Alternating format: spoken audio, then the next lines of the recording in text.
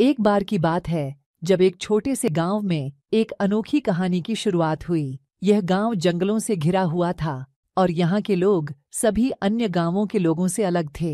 इस गांव की खूबसूरती थी उसके लोगों की अनूठी और बेहद जड़ी बूटियों से भरी धरोहर। इस गांव का नाम था प्रकृति का प्रिय आशियाना। इस गांव में एक लड़का था जिसका नाम था आदित्य। वह गांव के बाहर के जंगल में रहता था और उसकी दोस्ती जंगल के जीवों से थी। उसके पास गांव में रहने के बहुत सारे दोस्त थे, लेकिन जंगल की खासियत उसे खींचती थी। एक दिन जब आदित्य जंगल में घूमने गया तो वह अपने दोस्तों को देखकर हैरान रह गया। उसने एक प्यारी सी लड़की को देखा जो कि गांव में नई आई थी। उसका नाम था मीरा। वह गांव में रहती थी और उसकी बड़ी बहन ने उसे जंगल में लेकर आई थी। आदित्य और मीरा की मुलाकात हो गई और उनके बीच एक अनूठी दोस्ती शुरू हुई। वे साथ में जंगल के सभी राजाओं, उनकी कहानियों और जंगल की रहस्यमयी जगहों को खोजने लगे। एक दिन जब वे जंगल में घूम रहे थे तो उन्होंने एक गुफा देखी। वह दोनों ने गुफा के अंदर जाकर देखा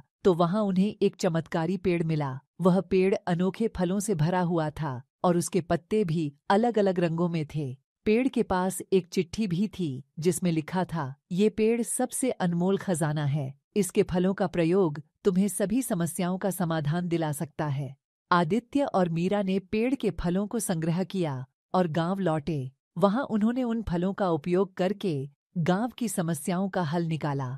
जो लोग पहले दिन भर असमंजस में थे वह अब खुश और संतुष्ट थे। इसके बाद आदित्य और मीरा ने वहीं एक छोटे से संस्कृति की शुरुआत की जो कि उन्होंने उन चमत्कारी फलों से की थी। गांव ने एक नई पहचान प्राप्त की और उसने उन्हें गांव के संरक्षक के रूप में स्वीकार किया। आदित्य और मीरा ने गांव के विकास में महत्वपूर्ण भूमिका निभाई और उनके द्वारा जुटाए गए धन की मदद से गांव में नई योजनाएं आईं। वे एक दूसरे के साथ मिलकर गांव के सभी लोगों के जीवन में सकारात्मक परिवर्तन लाने में कामयाब रहे।